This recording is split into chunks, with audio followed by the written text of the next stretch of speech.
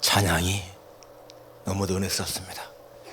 찬양을 들을 때에 우리의 영혼에 감동이 있는 것을 느낍니다. 감사합니다. 오늘 제목이 깊은 절망 속에서도, 깊은 절망 속에서도. 지금까지 살아오시면서 여러분 깊은 절망에 빠져본 적이 있습니까? 없다면은 평안하게 살아온 거죠. 그러나 깊은 절망에 빠져본 적이 있다면은 오히려 삶을 더 의미 있게 산 것이라고 볼 수가 있습니다. 깊은 절망에 빠져본 경험이 있는 그런 사람은 더 삶을 의미 있게 살 수가 있는 거죠. 이 절망이라고 하는 그런 거에 대한 정의라든지 또는 책 제목이 많습니다. 우리가 잘 아는 것처럼 덴마크 철학자 키에르케고르는 절망은 죽음에 이르는 병이다 라고 했습니다. 너무 잘 알지 말이죠. 절망은 죽음에 이르는 병이다. 또 어떤 사람은 절망은 가장 큰 교만이다 라고 말하는 사람도 있고요, 절망은 죄다 라고 말하는 사람도 있고, 절망은 가장 큰 힘이다 라고 말하는 사람도 있습니다.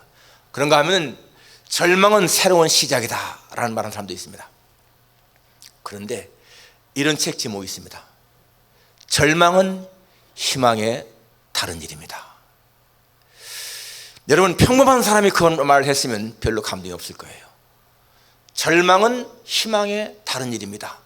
이 박진식이라고 하는 사람이 쓴 책의 제목입니다.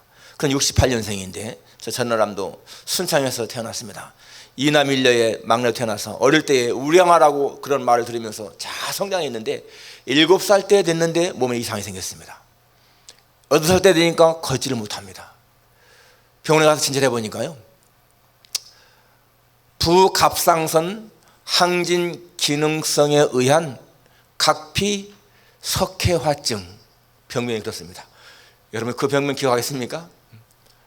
부갑상선 기능 항진에 의한 각피 석회화증.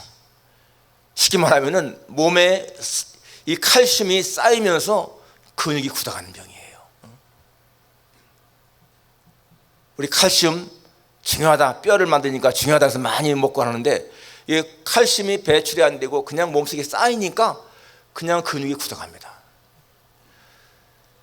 초등학교 졸업 맡으니까 전혀 걷지를 못하고 거의 몸을 움직이지 못했습니다. 그러니까 좀 무슨 기적이라도 생겨서 나을 수 있는 희망이 있다면 좋겠는데 그런 희망이 전혀 없는 거예요. 그는 자기 생을 저주하면서 빨리 죽는 게 부모님에게 효도겠다 생각을 했습니다. 죽을 수도 없잖아요. 그런데 그렇게 하다가 이대로 죽기 너무나 아깝다. 그러면서 자기의 그 인생, 자기의 비참한 인생을 글로 남겨서 다른 사람들에게 소망을 주겠다고 하는 그런 결심을 하게 됩니다.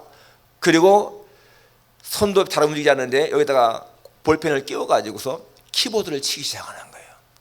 그렇게 24개월, 만 2년 동안을 키보드를 쳐서 원고지 800매를 만듭니다. 그 책 제목이 바로 절망은 희망의 다른 일입니다 라는 그런 책을 만든 거예요. 그 책 내용에 이런 구절이 있습니다. 절망은 희망의 가면입니다. 인생의 정에는 즐거운 천연색 날씨일 뿐만 아니라 고난의 검은색 시실도 필요합니다.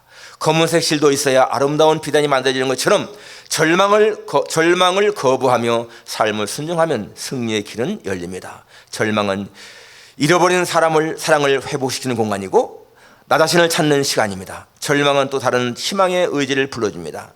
제가 고통의 상황에서도 웃을 수 있었던 것은 하나님의 축복이었습니다. 극심한 고통과 죽음의 공포에 시달리더라도 내 안에 계신 하나님을 떠올리면 나의 아픔은 더 이상 혼자만의 아픔이 아니라고 미소 짓습니다. 몸은 잔인한 고통으로 뒤엎였지만 꿈꿀 수 있는 것만으로도 인생은 충분히 행복한 것입니다. 몸은 못 움직여도 꿈꿀 수 있는 것만으로도 인생은 행복하다. 그리고 또 이런 글도 있습니다. 내가 아픔으로 깨달은 건 감사였습니다. 밥을 삼키기 힘겨웠을 때에 단지 음식물을 삼킬 수 있음에 감사가 우러나오고, 숨쉬기가 힘겨졌을 때에 단지 고른 숨을 쉴 수 있음에 감사가 우러나오고, 중증 장애인이 되었을 때 단지 한 손가락이라도 움직일 수 있음에 감사가 우러나옵니다.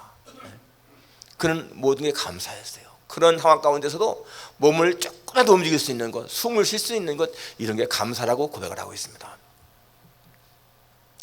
너무나 힘든 상황, 비참한 상황 가운데서도 그는 소망을 잃지 않은 거예요. 그렇기 때문에 절망은 희망의 다른 일입니다 라고 말할 수가 있었죠. 많은 사람들은 절망 가운데 처할 때 각자의 반응이 있습니다. 어떤 사람은 쉽게 포기하고 모든 걸 다 놓아버립니다. 그런가 하면 이 사람처럼 그렇게 절망스러운 상황 가운데서도 끝까지 놓지 않고 붙잡고 살아가는 많은 사람들에게 희망의 빛을 비추고 있지 않습니까? 여러분, 오늘 이 본문을 보게 되면 이 욥 상황을 보십시오. 이 욥의 상황은 정말 깊은 절망 속에 있습니다. 1장 2장에 보면은 그렇게 어려운 재앙을 당하면서도 이 욥은 하나님을 향한 믿음을 잃지 않고 하나님 앞에 모든 걸 다 맡기고 그렇게 지내왔습니다. 그런데 지금 여기 와서는 이제 몸에 악창이 나서 온 몸에 종기가 생겨서요, 기어장으로 긁으면서 고통을 당하고 있습니다. 새 친구가 위로하러 왔는데 그 2장 마지막에 보니까 너무나 기가 막혀서 이 친구들이 큰 소리로 울고 아무 말도 못하고 욥 곁에 같이 앉아서 7일 7야를 일주일 동안을 같이 앉아서 말도 한마디 하지 않았습니다. 여러분, 우리가 일주일 지내는 거 그냥 말하고 일하니까 지내지 아무 말도 없이 가만히 앉아서 한번 지내는 생각해 보세요. 얼마나 지루한 시간이겠습니까? 그런데 너무나 기가 막혀서 그냥 그 옆에 앉아가지고 말도 꺼내지 못하고 일주일을 지낸 거예요. 그리고 이제 오늘 3장에 보니까 그 후에 욥이 입을 열어 자기의 생일을 저주하니라 라고 나오죠. 7일 동안을 친구들과 같이 그렇게 침묵을 지키던 욥이 마침내 8일째에 입을 열어서 자기의 생일을 저주하면서 탄식을 합니다. 그리고 31장까지 보게 되면은 이 친구들과의 그 아주 설전이 벌어집니다. 서로가 양보 없는 그런 설전이 계속해서 벌어지는 것을 볼 수가 있습니다. 그런데 욥은 먼저 자기의 이렇게 생일을 저주하는 거예요. 자기 출생을 저주합니다. 내가 왜 태어났는가? 왜 죽지 않았는가? 그렇게 비참하게 자기 생애를 저주하겠습니다. 1장과 2장에서는 모든 걸 다 이뤄도 소망을 붙들고 하나님을 신뢰하더니 욥이 3장에 오니까 이렇게 약한 모습을 보지 않습니까? 아무리 믿음이 강한 사람도 약해질 때가 있는 거예요. 그런데 특별한 것은 여러분, 이렇게 욥이 고난을 당하는데 하나님을 원망하는 게 없는 거예요. 하나님을 원망하는 게 없습니다. 우리는 알고 있습니다. 지금 이 상황을 하나님은 다 보고 계신 거예요. 그런데 하나님은 이 욥은 잘 알지 못합니다. 하나님이 나를 지금 바라보는지 제대로 모르잖아요. 그런데도 이 욥은 한마디도 하나님을 원망하지 않습니다. 깊은 절망 가운데서도 욥은 하나님에 대한 원망이 없다. 우리가 이걸 기억해야 됩니다. 자, 첫째는 출생을 저주하면서도 하나님을 원망치 않았습니다. 1절 10절까지 나오는 말이죠. 그 후에 욥이 입을 열어 자기의 생일 저주하니라. 욥이 입을 열어 이르되 내가 낱날이 멸망하였더라면 사내 아이를 배웠다 하던 그 밤도 그러하였더라면, 쭉 나온 말이 그랬더라면 얼마나 좋았을까, 그런 말입니다. 자기의 생일이 태어나지 않고 했더라면 얼마나 좋았을까. 1장과 2장에서는 욥이 고난당해도 어떤 그 영적인 신앙을 보여주는 내용이라면 이 3장에 와서는 육체적인 정신적인 고통을 지금 호소하는, 탄식하는 그런 내용인데, 여러분, 이 욥의 이 탄식이나 이 욥의 고난이요, 그냥 잠깐 있는 그런 것이 아닙니다. 한번 제가 성경을 찾아볼게요. 욥기 7장 3절을 보면은 이런 말씀 나오죠. 이와 같이 내가 여러 달째 고통을 받으니 고달픈 밤이 내게 작정되었구나. 이게 지금 하루 이틀 며칠이 아니라는 얘기예요. 여러 달째 고통을 받으니 지금 몇 달이 지난 겁니다. 이런 상황이. 그러면서 4절에 보면 내가 누울 때에면 말하기를 언제나 일어날까, 언제나 밤이 갈까 하며 새벽까지 이리적 저리적 하는구나. 내 살에는 구더기와 흙덩이가 의복처럼 입혀졌고 내 피부는 굳어졌다가 터지는구나. 아침이 되면은요, 언제 이 날이 갈까, 저녁이 되면 언제 밤이 지나갈까, 그렇게 그냥 시간이 가기만 바라는 그런 고통스러운 가운데에서도 구더기와 흙덩이가 의복처럼 그 살에 입혀졌습니다. 얼마나 고통을 당하는 거예요. 거기다가 또 16장 12절에 보게 되면은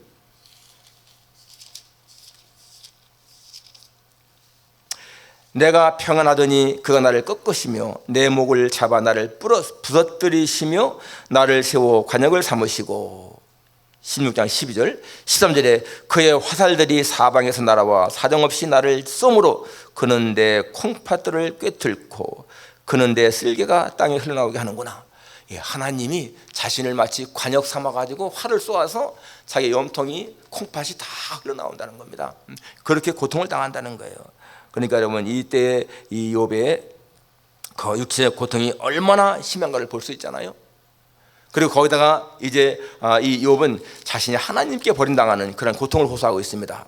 6장 4절에 전능자의 화살이 내게 박힘에 나의 영이 그 독을 맞았나니 하나님의 두려움이 나를 엄습하여 치는구나. 자기의 영이 하나님의 독 화살을 맞아가지고 이제는 이렇게 죽어간다. 그러니까 이 영적인 하나님과의 관계가 끊어지는 그런 고통을 지금 호소하고 있습니다.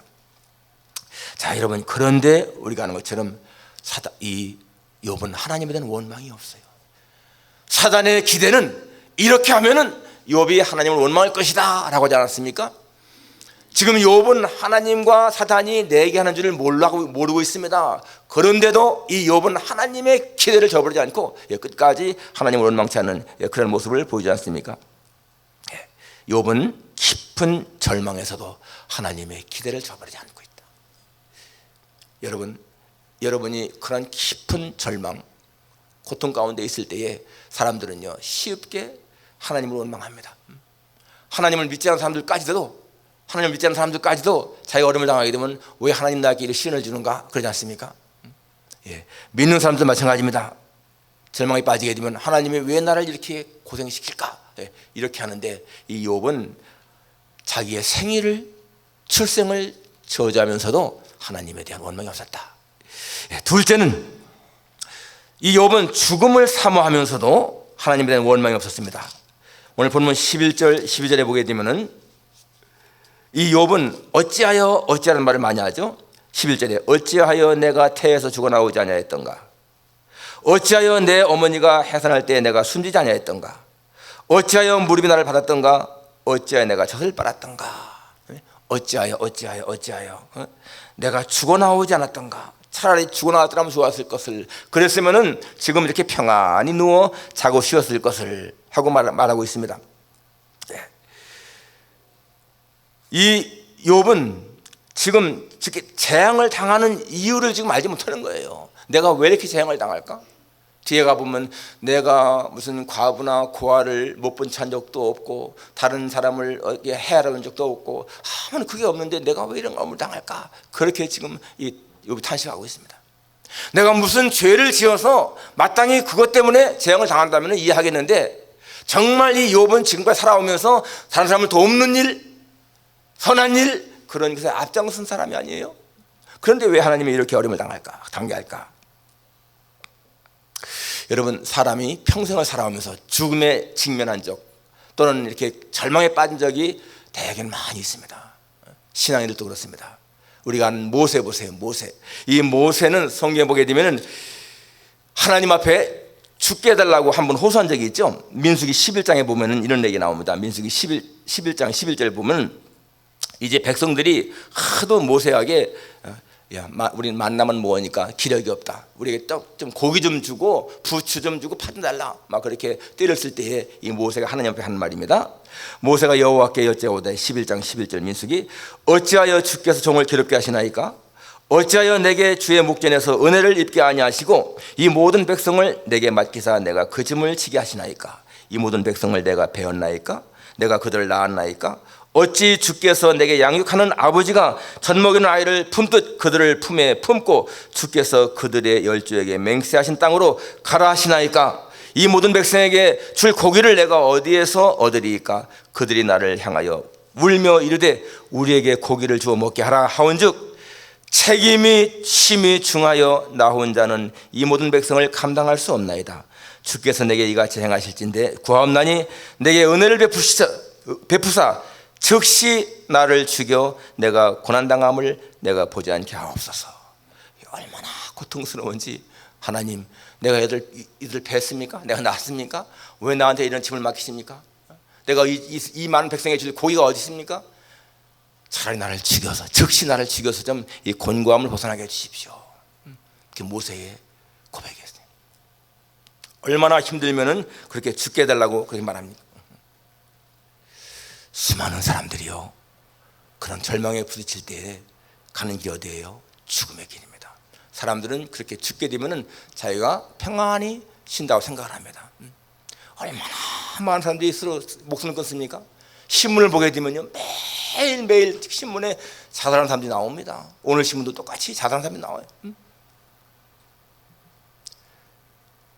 한국에 한 10여 년 전에 예비역 육군 중장, 별 3개로 예편하신 사람도요 자살했습니다. 육군사관학교 교장까지 지내신 분이에요. 근데 그분이 자살할 때에 그 유서에 이렇게 썼습니다. 유서에, 이 나라가 어떻게 해서 이렇게 놓은 나라인데 최근 대통령 3명이 나라를 희망이 없는 나라로 망쳐놓았고, 헌법을 유린해도 헌법을 지켜내지 못하는 얼빠진 법관들을 보고는 항의의 표시로 얼마 남지 않았을 나의 목숨을 국가에 바친다. 이 사람이 65세 때에 너무나 나라가 꼴이 너무나 한심해서 헌법을 유린해도 지켜야 할 법관들이 전혀 지킬 생각 없고, 그렇게 대통령들은 나라를 망쳐놓고, 이때가 노무현 탄핵 기각됐을 때입니다. 기각됐을 때.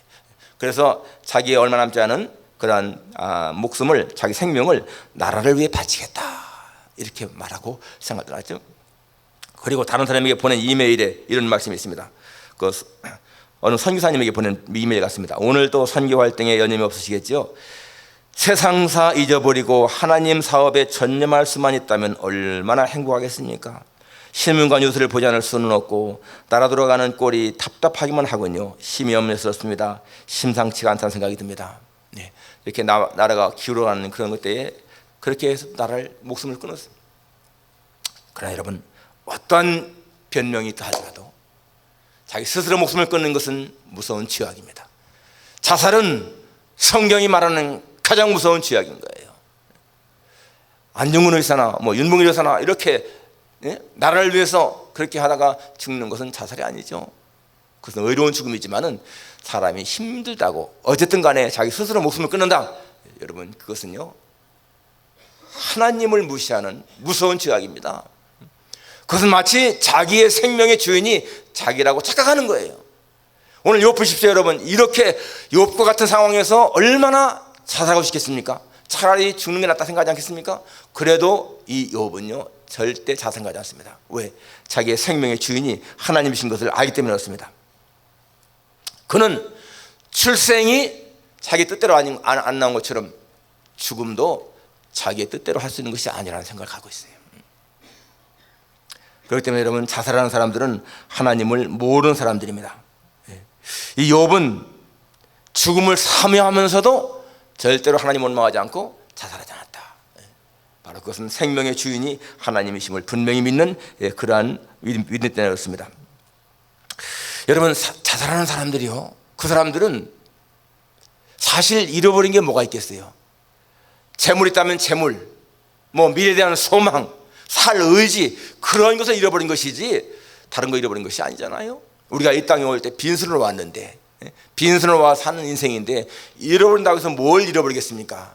자기의 의지를 잃어버린 거예요. 자기 희망을 잃어버린 겁니다. 그렇지만 여러분, 재물이나 의지나 희망은 얼마든지 회복할 수 있는 거 아니겠어요?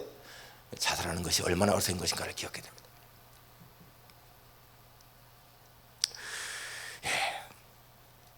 우리가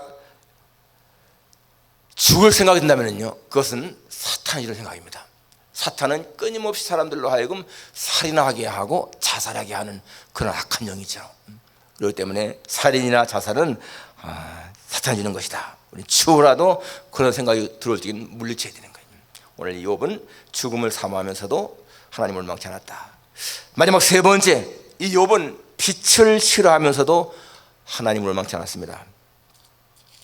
오늘 보면 26절에 보면은 20절에 어찌하여 고난당하는 자에게 빛을 주셨으며 마음이 아픈 자에게 생명을 주셨는고. 고난당하는 자에게 빛을 주셨고 생명을 주셨다라고 고백하고 있습니다. 그 다음에 또 22절에도 하나님에게 둘러싸여 길이 아득한 사람에게 어찌하여 빛을 주셨는고. 여기 고백을 보게 되면요, 여기 하나님에게 둘러싸여 길이 아득한 사람, 하나님에게 둘러싸여 있다. 자기도 모르게 하는 고백인지 모르겠지만 이미 이 욥은 자기가 하나님에게 둘러싸여 있는 것을 아는 거 아니에요? 예, 빛은 뭡니까? 빛은 생명을, 소망을 가리킵니다. 예, 빛을 취한다는 얘기는 소망이 끊었다는 얘기인 거예요. 그래서 이 욥은 7장 15절에 보면 이런 고백을 합니다. 이러므로 내 마음이 뼈를 깎는 고통을 겪느니 차라리 숨이 막히는 것과 죽는 것을 택하리이다. 내가 생명을 싫어하고 영원히 살기를 원하지 아니하오니 나를 놓으소서. 내 날은 헛것이니이다. 여러분 여기 욥 고백 보십시오. 내가 생명을 싫어하는데 하나님에게 나를 좀 놓아달라는 얘기예요. 이게 무슨 말입니까? 자기의 생명을 하나님이 붙들고 있다는 얘기 아니겠어요? 그렇습니다. 여러분, 우리의 생명을 하나님이 붙들고 있는 거예요. 7장 19절 보십시오. 7장 19절 보니까 주께서 내게서 눈을 돌이키지 아니하시며 내가 침을 삼킬 동안도 나를 놓지 아니하시기를 어느 때까지 하시리까. 예, 욥은 하나님이 자기를 향해서 눈을 늘 바라보고 계시고, 그러니까 눈을 돌이키지 아니하시며 내가 침을 삼킬 동안도 나를 놓지 아니하신다. 그렇습니다. 여러분, 하나님은 우리가 침 삼킬 동안도 우리를 놓지 아니하시고 지키시는 하나님이신 거예요. 욥의 고백 그거 아닙니까? 여러분, 이게 얼마나 우리에게 우려가 될 말씀입니까? 하나님은 절대로 정말 침 삼킬 동안도 놓지 않으신다. 그래서 욥의 고백을 계속 보게 되면 16장 17장 하게 되면은 이제는 부활신앙 같습니다. 내가 육체 밖에서 하나님을 비우리라 라는 말이 나오고, 그리고 23장 10절에 유명한 고백, 나의 가는 길을 오직 그가 아시나니 그날 다니라신 후에는 내가 정금같이 나오리라 고백하죠. 그러니까 이런 고백, 이런 연단을 당하는 것, 신당하는 것이 결국에는 연단이라고 믿고 있는 거예요. 나의 가는 길을 오직 하나님이 아신다. 그가 나를 단련하신 후에는 내가 정금같이 나올 것이다. 그런 확신을 갖고 있습니다. 깊은 절망 속에서도 바로 이렇게 욥이 견딜 수 있는 것은 믿음이었습니다. 믿음, 하나님을 향한 믿음. 그렇기 때문에 우리는 욥기를 고난의 책이라고 하기보다는 오히려 믿음의 책이다 라고 하는 것이 맞습니다. 모두가 다 이 욥기를 보게 되면 고난을 너무 당하니까 고난 당하는 책, 하지만 그런 가운데서 믿음을 지키는 그런 모습 보이지 않습니까? 믿음의 책이라고 하는 것이 더 맞는 얘기인 거예요. 예, 믿음의 사람들은 이렇게 혹독한 시련 싸움 속에서도 이겨나갈 수 있는 것이 뭐예요? 믿음 때문에, 하나님을 향한 절대 믿음 때문에 우리가 이것을 놓치지 말아야 됩니다. 사람들은 극심한 환란 가운데서 믿음을 붙잡는 거예요. 믿음. 히브리서 12장에 보게 되면 이런 고백이 있잖아요. 히브리서 12장에 보면은 12장 1절에 이러므로 우리에게 구름같이 둘러싸는 허다한 증인들이 있으니 모든 무거운 것과 얽매이기 쉬운 죄를 벗어버리고 인내로서 우리 일에 앞에 당한 경주를 하며 믿음의 주요 또 온전케 하시는 인 예수를 바라보자. 이게 이 이러므로라고 나오는데 12장 1절에 이것은 뭡니까? 11장에 믿음의 사람들이 나오잖아요. 믿음의 사람들 쭉 나오지 않습니까? 에녹, 노아, 가인, 아벨 쭉 나오는데 그런 사람들을 소개하면서 이러므로 우리에게 구름같이 허다한 증인들이 있으니, 믿음으로 승리한 사람들이 있으니까 우리도 믿음을 가지고 예수님을 바라보고 승리하자, 그런 고백입니다.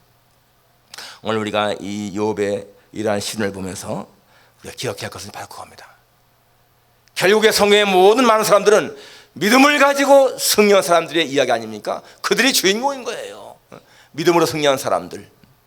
그러니까 우리는 이러한 가운데서도 아무리 우리에게 절망스러운 환경에 빠진다 할지라도 우리는 믿음이 있으면 이게 나을 수가 있다 라고 하는 그러한 확신을 갖는 게 중요합니다.